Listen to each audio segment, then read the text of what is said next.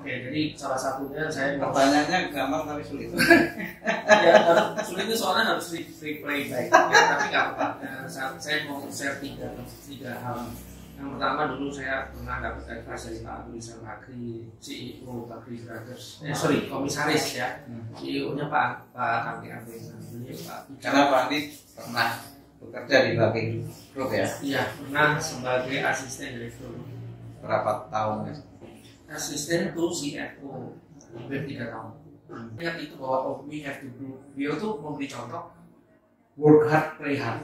Nah, work hard, play hard. Jadi bekerjanya dengan keras ya, pulang jam 9 malam, jam 10 malam, kadang-kadang kopi ini sampai jam 3 itu udah nggak hitung lah. Dan murah apalagi staff. Tapi play hard juga. Nah, ya udah saya play hard itu meniru kayak beliau. Abu Rizal Bakri gitu ya. Beliau kan olahragawan kan, badannya aja kan dan satu beliau tuh, bukan karateka, bukan band hitam lagi dia, dan beliau dan satu. Nah itu salah satu yang saya pelajari banyak kok. Ternyata begitu ya pengusaha. Kan sebelumnya saya kerja di Adinda, Adul Anderson, Citibank, di Hafco Oil, di Vico Oil, ya. Terus saya mengambil mobil oil dan banyak oil company, big company lah.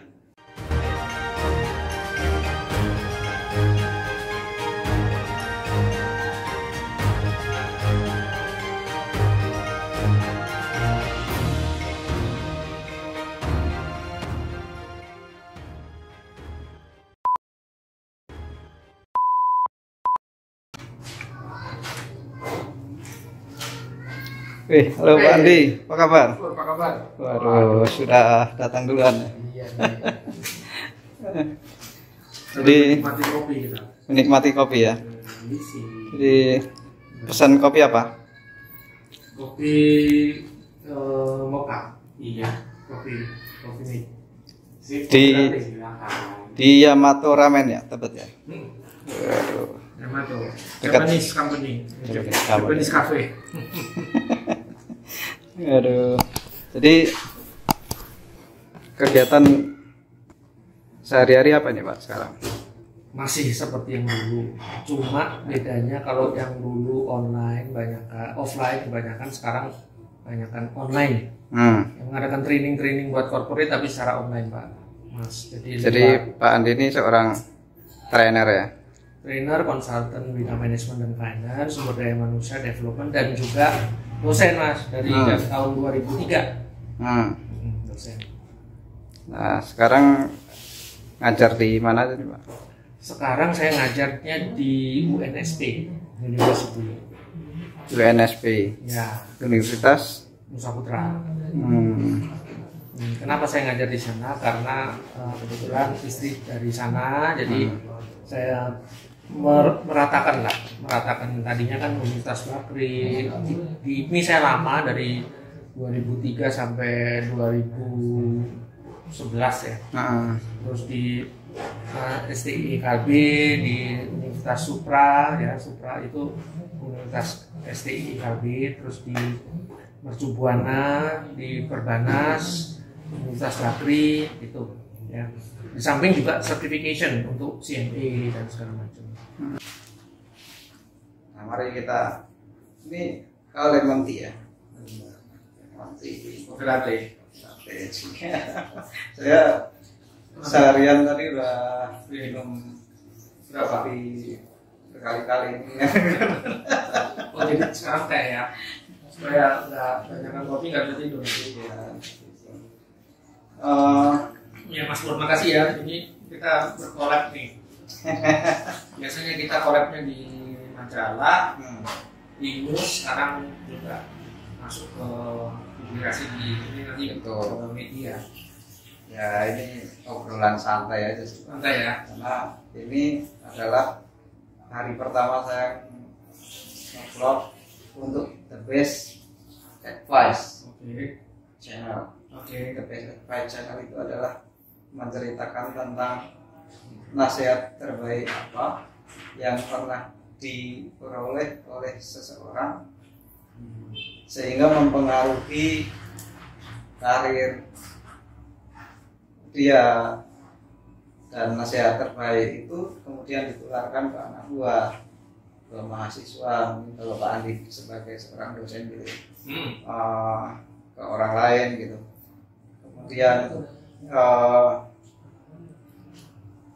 jadi ada pengalaman sulit apa gitu. Nah, mungkin Pak Andi sebagai orang yang penuh pengalaman, pernah di corporate, seorang trainer, seorang dosen gitu, bisa ceritakan the best advice atau nasihat terbaik apa sih yang Pak Andi pernah dapatkan sehingga mempengaruhi karir Pak Andi gitu. Oke, jadi salah satunya saya Pertanyaannya gampang tapi sulit. ya, sulit itu soalnya harus replay baik ya, tapi nggak apa-apa. Saya mau share tiga hal. Yang pertama, dulu saya pernah dapat advice dari Pak Abdul Bakri, CEO Bakri Brothers, komisaris ya, CEO-nya Pak Kaki Abeng. Karena Pak Andi pernah bekerja di Bakri Group ya? Iya, pernah sebagai asisten direktur. Berapa tahun ya? Asisten to CFO, hampir 3 tahun. Selama 3 tahun itu banyak perusahaan yang dikembangkan oleh waktu itu sama kita kan di holding ya. Jadi 1 tahun itu ada sekitar 20 perusahaan setiap tahun. Jadi sebulan kita pilih dari 1 perusahaan yang skalanya besar. Skalanya tuh ada yang ratusan miliar. Saya nggak sangka bahwa memang karir itu kalau di Bakri itu waktu itu ya, itu adalah apabila Anda mampu itu terus tiba-tiba HRD memanggil dan menawari saya, mau nggak pegang ini gitu. Saya kaget juga loh gitu ya. Saya saya pikir ya saya cuma 1 jabatan, tapi ternyata enggak gitu. Nah, karena advice itu tadi Pak Ical mengatakan bahwa kita harus kerjasama. Kerjasamanya di Bakri itu Pak Ical yang membuka open channel dengan investor karena bukan ini kasusnya ya laku ya. Banyak dulu kita Bakri ikutnya dengan Subuh Sosa. Subuh Sosa itu ikut Marubeni, Mitsubishi, Sumitomo, Yamaichi, wah banyak ya. Ada berapa kilas kerjasama itu ya. Perusahaan Jepang dan Bakri juga punya beberapa perusahaan yang bekerjasama mereka. Misalnya waktu itu saya diminta untuk mengembangkan Mitsubishi. Dengan Mitsubishi bikin company untuk bikin factory ya, infrastruktur, atau juga dengan perusahaan insurance juga ada juga perusahaan yang bikin plastik. Nah, advice-nya yang kalau Mas Pur tadi nanya advice apa? Advice-nya adalah kerjasamanya di mana? Kerjasamanya ya Pak Ical itu advice kerjasama, beliau yang support dari atas, networking-nya, funding-nya, company-nya, meeting dengan channel-channel ya, misalnya contoh dengan dengan Menteri Koperasi waktu itu Pak Cakrawada ya, ada programnya namanya kemitraan. Bakri Brothers itu mau salah satunya nih selain mengembangkan proyek, saya tadi kalau mengenai strategi, oke saya nggak masuk terlalu dalam. Nah, Bakri mau mengembangkan proyek perkebunan itu dapat dana dari BRI, Bank Indonesia dengan kredit murah. Likuiditas bantuan likuiditas Bank Indonesia. Jadi bantuan untuk kredit murah. Tapi dengan syarat petani. Nah, petani itu harus Bakri sebagai inti berapa persen? 40%, 60%-nya dengan petani. Nah, petani ini yang koordinir siapa? Yang koordinir adalah program kemitraan. Nah, program kemitraan ini dibikin. Saya diminta untuk jadi ketua yayasan, ketua hariannya. Bayangkan waktu itu saya posisi jabatan utama adalah sebagai asisten direktur keuangan, asisten tuh CFO. My boss itu orang India, jadi we communicate in English every day, gitu ya, termasuk juga tulisan karena dia nggak terlalu tahu bahasa Indonesia. Jadi satu hari bacanya sekitar 200 lembar at least ya. Nah, itu harus dilakukan every morning. Untuk tomorrow morning he make it based on that summary gitu. Nah, terus dengan kerjasama itu atasan membuka channel ya, beliau para direksi, para komisaris, beliau waktu itu juga kebetulan ketua Chamber of Commerce kan, ketua Kadin Indonesia, buka channel dibuka nih, pintunya dibuka, channel dibuka, meeting di kantor kita, saya yang bagian direksi maupun kepala bagian CFO di unit follow up, terus nanti staffnya juga menurut saya sangat. Nah, itu advice itu membantu karir saya jadi jabatan kedua sebagai ketua yayasan, jabatan ketiga setelah berhasil lagi mengembangkan proyek 30.000 hektar perkebunan di Pasaman, di Marihat, Sumatera, di Medan, terus satu lagi di Jambi. Terus tiba-tiba karir saya tambah lagi, mau nggak jadi direktur keuangan, direktur keuangan negeri. Jadi pensiun. Tapi dari semua itu advice itu nasihat, ya, nasihat terbaik.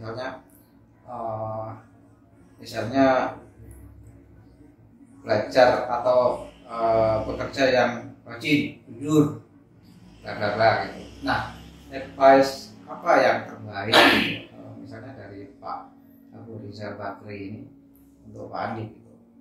Memang Pak Isi nggak banyak, itu para direksi itu sibuk banget ya. Bayangkan mereka satu hari itu, apalagi Pak Isi satu hari minimum 5 kali meeting. Jadi beliau itu advice-nya itu pendek ya. Kalau ketemu sama saya paling juga sebulan sekali 5 menit aja, dan itu mereka puluhan miliarnya, at least 5 menit lah ngomongnya. Karena dia banyak ketemu, bukan karena memang banyak ketemu, jadi nggak mungkin ketemu saya sejam gitu ngasih advice kan.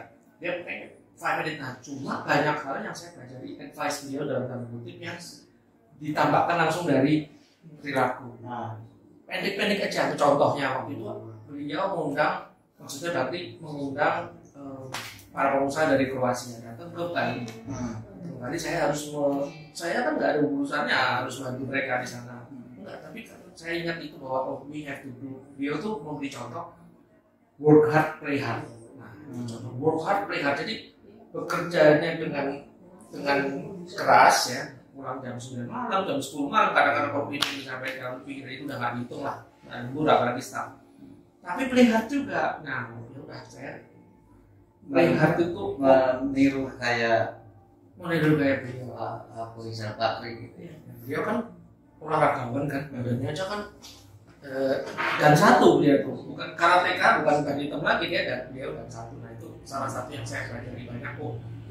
Ternyata begitu ya pengusaha. Kan sebelumnya saya kerja di Adrian, Arthur Andersen, Citibank, di Havco Oil, di Vico Oil, ya. Terus saya mengambil mobil oil dan banyak oil company, big company lah.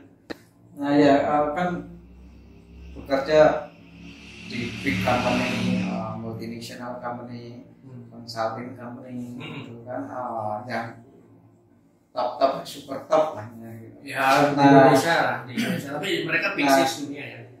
Kenapa Pak Andi kemudian hijrah ke dunia akademisi training yang dijalani sekarang? Ya, karena ini agak filosofis ya. Ini harus filosofis. Kenapa? Karena gini, what is your following the world itu mau mencapai apa? What is your achieving in this world? Ya, apa sih yang mau capai? Jabatan tinggi, ya saya nggak sebut lah. Dari bos-bos itu kan ada yang punya rumah banyak, salah satunya di di Bali gitu ya.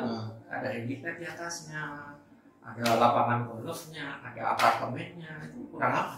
Ya. Dan itu kalau beliau pas kita liburan ke sana, para sekretaris, mbak atau para senior itu boleh pakai tempatnya. Pernah suatu kali saya juga diundang gitu ya ke Bakri Sumatera Plantation, saya dikasih tempat di tempat yang ada foto-foto family gitu. Saya pikir nggak salah nih, gitu. Saya bilang sama adminnya, ini nggak salah saya ditempatkan di sini, ini ada foto my bos di sini nih. Jangan-jangan nih kamarnya bos itu nggak salah, saya bukan family loh. Enggak Pak, it's free. Jadi sharing. Nah, jadi saya pikir kalau beliau udah sharing itu karena beliau banyak duit, saya mau sharing apa buat dunia kan?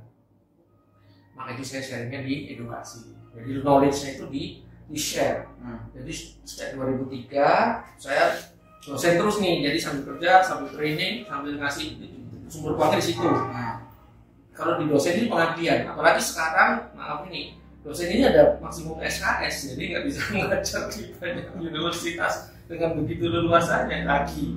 Nah kalau sekarang sebagai dosen jadi pengabdian ya. Pengabdian itu artinya secara biaya sudah cukup. artinya pas jadi profesional punya duit banyak buat modal jadi dosen kan gitu. Jangan dibilang buat modal jadi dosen sih, kalau saya bilangnya gini, dosen itu pengabdian bagi saya. Ya artinya pengabdian itu dalam arti pendapatannya kan nggak sebesar dari profesional. Jauh. Ya kan? Jauh. Artinya sudah cukup dengan menjadi dosen itu, tabungannya yang mengandalkan yang dulu gitu masih ada gitu. Tabungan dan bedanya jauh sekali ya. ini publik, ini sensitif ini. Jadi saya mesti mengatakan bahwa memang dosen itu pengabdian. Ya, saya nggak mau bahas berapa gajinya guru, ya. Tapi memang pengabdian. Tapi saya cuma memberikan spirit to every dosen bahwa dosen itu gajinya dua, Pak. Gaji duniawi sama kalau gaji duniawi bisa dihitung. Kita tahu dong gaji dosen ada nggak yang 20 juta sebulan? Ada, Pak. Dosen tetap, saya pernah kerja di Profesor Yohanes Surya sebagai director. Ya, saya director science and promotion dengan Profesor Yohanes Surya di Surya Institute. Pernah. Gaji-gajinya waktu itu segitu, tapi pakai tapi. Kalau yang di universitas yang swasta menengah, itu saya punya teman doktor di universitas nggak sebut lah negeri. Masa mau sebut? Nggak enak dong. Ya, masalah gaji loh. Ya enggak sebutkan gajinya. Si dokter di universitas S3. Nah, dosen itu singkatan katanya. Apa itu? Kerjanya berdus-dus gitu, tapi pendapatannya saksen. Aduh. Ya. Tapi enggak begitu kan, tentu cukup lah ya. Cukup untuk makan ya cukup, tapi memang bener kerjanya berdus-dus. Kenapa? Contohnya ya, sekarang saya kerja 150 mahasiswa 1 semester itu 6 bulan ya. Nah, bayangkan itu tuh ada 16 sesi. Satu sesi itu ada kuis, harus bikin kuis 10. Tugasnya 5 soal. Ya, berarti setiap minggu saya harus mengkoreksi 150 kuis dan berapa tadi? 150 kali 5 kali 2 lembar. 5 pertanyaan ini 2 lembar. Berarti 300 lembar per week. 300 lembar itu segini loh per week. Jadi kali 4 itu udah lebih dari berapa tuh? 300 kali 4 1.200 lembar. Kalau 2 ring. Kalau misal satu bulan. Ya. Jadi itu tugasnya. Ya, itu tugasnya dan pendapatannya saya nggak tanya. Tapi kalau misalnya multinational company, consulting company tadi, yes, dan atau mungkin Pak Abu Rizal Bakri panggil, Pak Andi mau datang kemari bantu saya misalnya. Udah pernah saya bantuin Pak Rizal untuk universitas. Bukan, sekarang. Oh sekarang, oke. Mau nggak? Mau. Kenapa tidak? Katanya pengabdian dan mulai beliau kan juga punya Universitas Bakri. kan nggak ditempatkan di universitas. Satu, ya kalau dari dulu, dari waktu saya kerja di Bakri Pur, itu saya merangkap, ya, jadi resminya sebagai asisten direktur keuangan, tapi dikasih jabatan kedua, jabatan ketiga, ya, kepala yayasan, ketua yayasan harian, terus direktur dana pensiun Bakri, dan juga sekretaris koperasi itu satu. Terus waktu saya jadi ketua yayasan itu kan bisa mengembangkan UKM. Wah, saya udah senang banget tuh. Wah, saya itu dari waktu itu kami ya yayasan itu bisa mengembangkan sekitar 5 minimum setiap bulan 5 miliar sampai 10 miliar MOU kerjasama antara Bakri unit dengan mereka. Jadi ngasih order. Jadi misalnya contoh nih, Bakri kan punya grup industri komponen mobil. Nah itu komponennya itu saya minta tolong dong kasih dong sebagian persentasenya untuk UKM. Dikasih 5%. 5% itu nilainya udah dipakai buat UKM di mana, di Jawa Barat, di Pangkep, Pasuruan dibagi. Itu ada koperasi-koperasi untuk bikin pengecoran program, bikin pelek, bikin mur, bikin whatever. Nah, itu kan pengabdian. Nah begitu perusahaan ini saya nggak banyak lagi di sana, training sendiri, cari uang dari training. Kalau satu training lumayan, tapi untuk pengabdian di universitas itu benar-benar pengabdian. Kalau pegawai negeri itu kan mungkin sudah nyaman lah, kita bilang nyaman. Penghasilannya tertakar gitu ya. Saya nggak pernah jadi pegawai Ya negeri. setidaknya begini, dia kondisi apapun dia akan stabil. Ya, karena ya. pendapatannya sudah terjamin. Iya. Berapapun ya kita nggak tahu kan. Tapi kalau swasta seperti kita, itu kondisi akan sangat berpengaruh. Pasti. Kondisi pandemi seperti ini Betul. sangat sulit sekali. Betul. Artinya di swasta itu ada yang zaman enak dan zaman nggak enak. Nggak mungkin enak terus lah. Iya, betul. Nah, kapan Pak Andi mencapai puncak karir dan kapan Pak Andi berada pada masa-masa sulit? Sulit korporasi pada turun, contohnya pada waktu Krismon pertama. Ini bukan sulit perusahaan ya, tapi sulit Pak Andi. Apakah itu terkait ya apa misalnya Company-nya drop, rugi besar gitu. iya pokoknya personal Pak Andi merasa ini waduh ini sulit sekali misalnya. Atau ini pilihan sulit, tidak hanya sulit itu tidak mesti pas perusahaannya drop lalu itu pilihan sulit kan enggak. Kalau perusahaannya tutup pun kan dapat pesangon kan ya untung juga kan misalnya. Ya waktu itu pernah saya kena Krismon itu dapat pesangon, terus Jadi saya bukan buat pilihan- belajar. bukan pilihan sulit. Nah karena saya orangnya itu enjoy ya Mas Tulen. Saya orangnya enjoy. Jadi gini, pada waktu Krismon pengurangan tenaga kerja ya waktu Krismon yang pertama ya 98 itu dapat pesangon, terus saya kuliah lagi, saya ambil S2. Nah di situ saya enjoy lagi di situ. Jadi saya tuh orangnya ya oke lah, ini adalah suatu bagian dari kehidupan dunia. Indonesia juga kena, ya waktu itu kena Soros dan ekonominya drop. Nah itu banyak perusahaan yang kolaps, ya BLBI ada 100 perusahaan masuk kan konglomerat. Nah itu banyak yang drop. Nah itu bagaimana caranya? Jadi saya belajar lagi dari saya Puyang. Ya artinya Saya itu nggak pernah kesulitan. bukan ya artinya itu bukan hard choice ya, bukan pilihan sulit. Pertanyaannya adalah Yang mana nih? pilihan sulit, Hmm. dilematis gitu. Oh. Tidak harus terkait pekerjaan. Nggak mungkin kan nggak pernah. Wah, tapi itu harus milih mobil yang ini apa mobil yang ini misalnya kan itu pilihan. Beli mobil lebih ada sih simpel ya. Nah, gitu. Kalau yang sulit banget saya sih enggak ya, karena saya biasanya pokoknya kalau udah saya nggak bisa mentok ya saya tinggal duduk aja, mencari psikolog gimana sih baiknya gitu. Nanti jawaban itu biasanya ada. Paling-paling yang kalau saya bisa balik ke masa yang lalu adalah yaitu bahwa ternyata dalam ekonomi itu kan naik turun nih. Sekarang juga turun lagi gara-gara pandemi ini, training-training yang dulunya banyak offline sekarang jadi online. Nah, saya harus mengubah lagi, harus belajar lagi bagaimana menggunakan online training, Google Meeting, dengan Zoom, dengan LMS, Learning Management System dan segala macam. Jadi berubah, jadi caranya handle juga berubah, segala macam juga berubah, tantangannya juga berubah. Nah, Kalau nggak berubah terdisrupsi nanti hilang. iya, kita ketinggalan pasti. Makanya ini seperti ini, sharing ini juga lewat YouTube. Karena zaman tuh nggak akan berbalik kan, sudah berubah sudah. Betul, nggak akan berbalik. Bahkan makin serem.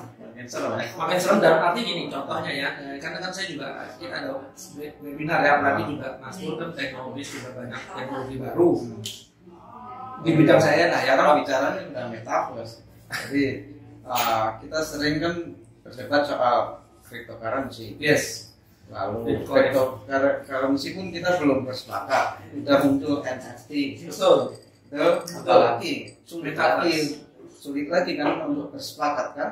Udah NFT belum selesai, metaverse. Nah ini nanti kita kalau dari situ imajinasi, tapi menurut saya nggak akan terlalu jauh ya. Imajinasi saya atau prediksi saya adalah ini metaverse ini bagi kami ya para dosen ya, terutama bagi teman-teman para dosen itu akan ada dosen dalam tanda kutip yang 3D yang bukan siapa-siapa karena dia cuma sosok yang dibuat oleh ahli graphic design. Dia 3D, punya wajah, bisa ngomong dan tahu banyak data karena dia based on big data.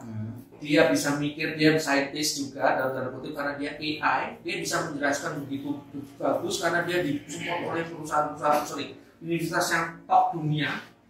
Kita mau ngalahinnya gimana coba? Mau nyainginnya coba? Apalagi kalau dia banting harga, hancur Pak. Loh, karena semua orang bisa belajar dari situ dengan biaya yang jauh lebih murah. Kalau dia banting harga, kecuali kalau sekarang contohnya top university 10 coba aja ambil course berapa? $2.000, $1.000. Kalau dia amit-amit ya, moga-moga tidak, dia banting harga nih salah satu universitas yang dia kesel, udahlah saya mau buka untuk pengabdian internasional, dia buka $10 gitu. Apa orang nggak mau? Orang dia materinya bagus, yang ngajar 3D bukan dosen, yang ngajar itu betul-betul robot 3D, ya animasi, animated, bukan saya, bukan person, bukan seseorang yang benar-benar profesor. Dan itu akan terjadi. Dan itu tidak akan lama lagi terjadi. Dunia media, presenter TV sudah robot. Oh ya. Betul. Presenter TV robot ya. Oke. Bicara metaverse, bahkan udah ada yang mengaku dikriminalisasi di metaverse. Gimana? Kan sesuatu yang tidak terbayang. Copyright. Bukan copyright, tapi kan ada yang mengaku seorang wanita diperkosa di metaverse. Nah itu kan makin jauh lagi kita membayangkan. Betul. Oh iya, karena dia dibully di situ. Tapi betul. Dia diajak diperkosa dalam tanda kutip ya. Tapi dunia itu kan menjadi dunia yang dunia maya yang mau nggak mau harus kita ikutin jadi kenyataan. Ya. Nggak, Pak Andi nggak setuju cryptocurrency, yes misalnya gitu. Ya. Tapi cryptocurrency ada itu misalnya. Ya. Tergantung kita mau menggunakannya atau enggak. Itu kan pilihan kan. Betul sekali. Nah itu NFT pun itu banyak orang tiba-tiba kaya dari NFT. Saya juga udah masuk OpenSea. Ya sejak kita diskusi itu, jadi ya kita saling mengingatkan kan, ini udah ada NFT loh. Ya, karena Indonesia kan salah satunya kan gara-gara Gosali ya, jualan foto harian bisa dapat berapa miliar. Saya pikir oke lah, saya masuk juga. Udah mulai. Ya itu, jadi harus mengikuti. Ya, karena kalau enggak, ya kita akan ketinggalan kereta. Pasti ketinggalan kereta. Memang sulit dipercaya, tapi itu kenyataannya gitu. Dunia maya yang nyata. Dunia maya yang nyata ya. Betul kan? Betul sekali. Gitu lah. Nah, disitulah ini sebagai trainer tadi saya baru jelaskan mengenai gaji duniawi. Gaji akhiratinya ya nggak bisa ngitung gitu, karena dompetnya nggak ada. Betul. Nggak kalau bukan kekuasaan lah ya, kekuasaan. Mendidik seseorang atau banyak orang itu kan menjadi kepuasan tersendiri, apalagi kalau seseorang itu bisa memakai ilmu kita dan berkembang gitu kan. Iya, sharing ilmu. Jadi banyak sekali yang nggak semua ya. Ini misalnya setiap semester itu kan ngajar saya sekitar 100 sampai 150, 200 paling banyak per semester. Itu di luar training ya. Kalau training corporate ya satu kali training 30 bisa paling banyak 50 ya. Kalau yang seminar biasanya, kalau yang training eksklusif biasanya nggak sampai lebih dari 30 karena kalau terlalu banyak nggak intens ya. Nah, mahasiswa tuh ada aja yang bilang, Pak terima kasih ya sudah Pak mengajari yang tadinya saya nggak pernah beli buku, sekarang saya beli buku, dikasih buku gitu. Bukan, dia nggak pernah beli buku tadinya. Pokoknya baca dari perpustakaan waktu itu. Nah sekarang kan nggak perlu beli ya sebetulnya. Saya bilang, apa Anda perlu beli buku? Maaf ya ini para penerbitnya. Sorry. Mereka bisa ambil dari mana-mana sekarang di internet. Datanya itu bukunya kalau dia mau ngambil satu hari dia bisa ambil kok satu ring segini, satu buku ya, satu buku dia bisa ngambil dari 10 big university ya. Research dari dia bisa satu hari dia bisa dapat orang. Nah itu yang saya share, how to do that. Dan biasanya yang paling membutuhkan buku adalah ketika menyusun misalnya kalau S1 skripsi dan lain-lain. Tapi dunia juga berubah. Sudah berubah. Sekarang kuliah itu nggak perlu skripsi untuk lulus. Ada Harusnya. Lo dari dulu itu. Nah, Dari dulu, dari zaman saya kuliah di Fakultas Ekonomi juga ada namanya itu kan dua harus mata kuliah aplikatif dengan perkembangan zaman kan. Kalau dicekokin cuma targetnya skripsi nggak ada perkembangan gitu. Oh iya. Karena orang itu targetnya cuma ya cari buku, memindahkan kutipan-kutipan. Sebenarnya mereka sendiri banyak nggak tahu. Tapi bayangkan ketika misalnya praktek di perusahaan mana itu diaplikasikan, bahkan kalau menurut saya untuk lulus kamu nggak perlu bikin apa-apa, kamu praktek aja bikin UKM apa, brand apa, marketing strateginya disusun sesuai. Oh ini keren nih, ya udah kamu lulus karena layak dikembangkan ini bisnisnya. Nah justru inilah ujian yang sangat aplikatif untuk zaman sekarang ini menurut saya. Gitu. Setuju. Jadi gini Mas Bro, saya jawab dua hal itu ya. Jawab hal itu. Pertama, apakah seperti itu bisa atau tidak untuk yang kampus sekarang ini dengan Mas Nadiem Makarim Menteri itu sudah dengan namanya MBKM, Merdeka Belajar Kampus Merdeka. Para dosen dan universitas harus menggunakan itu sudah dikasih kesempatan. Ya, 3 semester. Jadi mahasiswa itu boleh 1-2 semester itu magang boleh pengabdian masyarakat atau bikin jurnal. Jadi dia bisa magang, boleh, bisa juga pengabdian sosial, community development, juga bisa bikin jurnal research. Jadi pilihan ini sudah ada walaupun baru 3 semester. Sudah. Dia juga bisa belajar dari prodi yang lain. Ini. Jadi bayangkan kalau dia prodi akuntansi, belajar di prodi manajemen atau belajar di kuliner misalnya. Jadi nanti begitu lulus ya, manajemen marketing misalnya, dia lulus tapi dia juga sudah ngambil 1 semester di kuliner. Jadi dia bisa masak, gitu. Nah itu kan dulu kan zaman saya kuliah waktu muda nggak ada. Nah cuma yang kedua, yang tadi Mas Bro bilang, bagaimana kalau belajar terus langsung praktek. Nah itu kursusnya sedang saya bikin.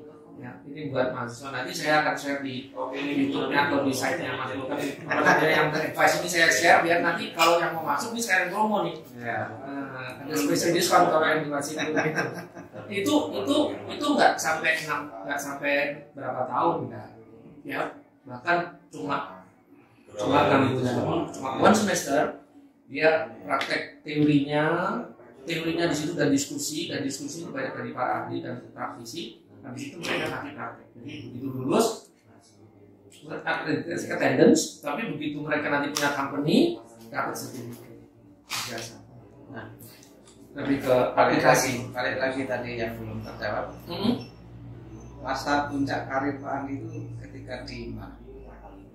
Salah satunya ya waktu di Bakri itu saya merasa puncak karena posisi ya.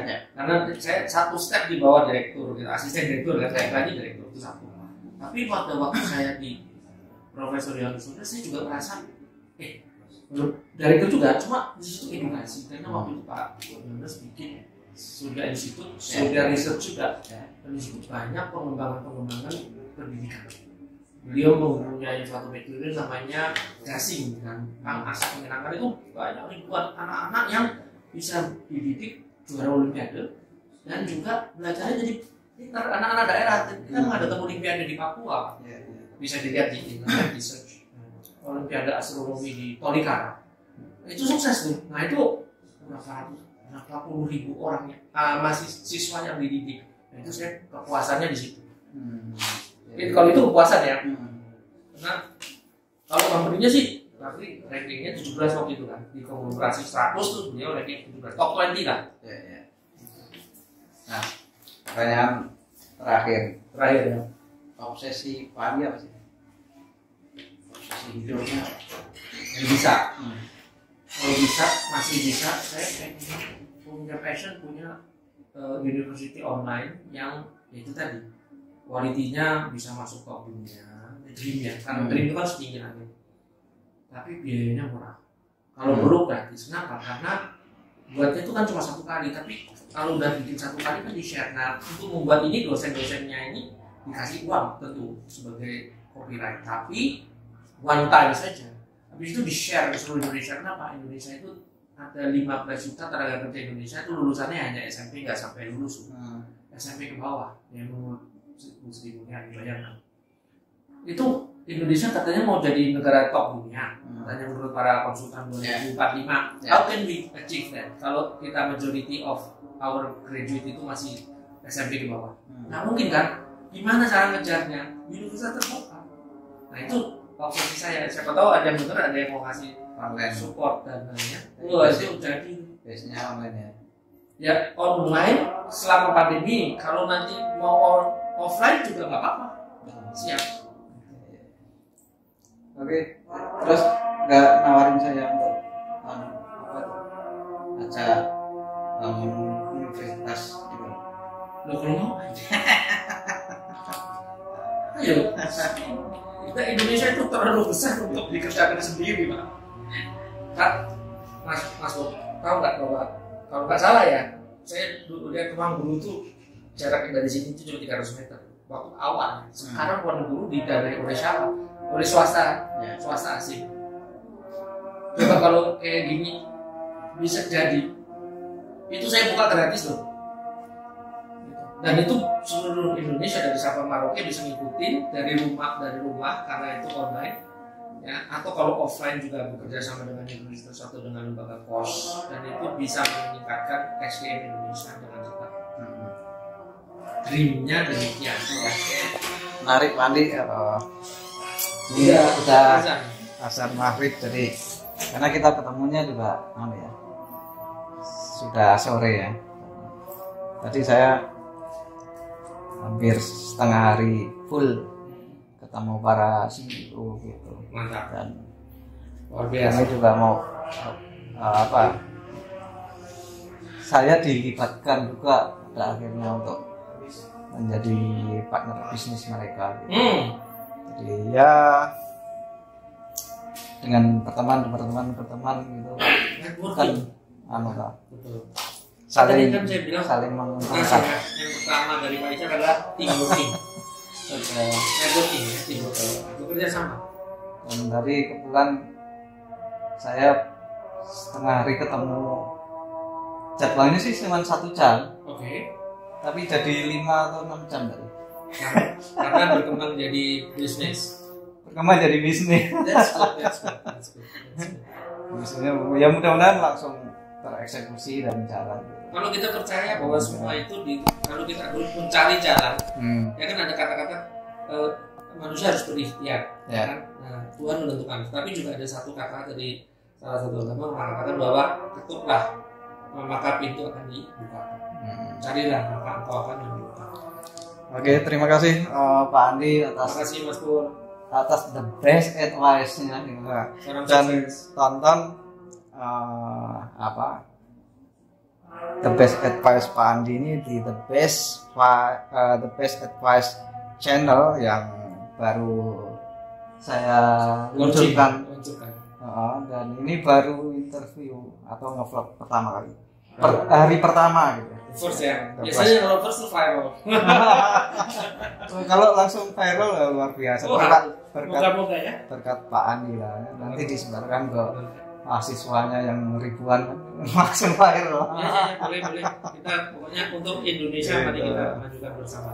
Mantap. Salam buat para pemirsa semuanya, salam sukses buat para mahasiswa dan juga pekerja scholar.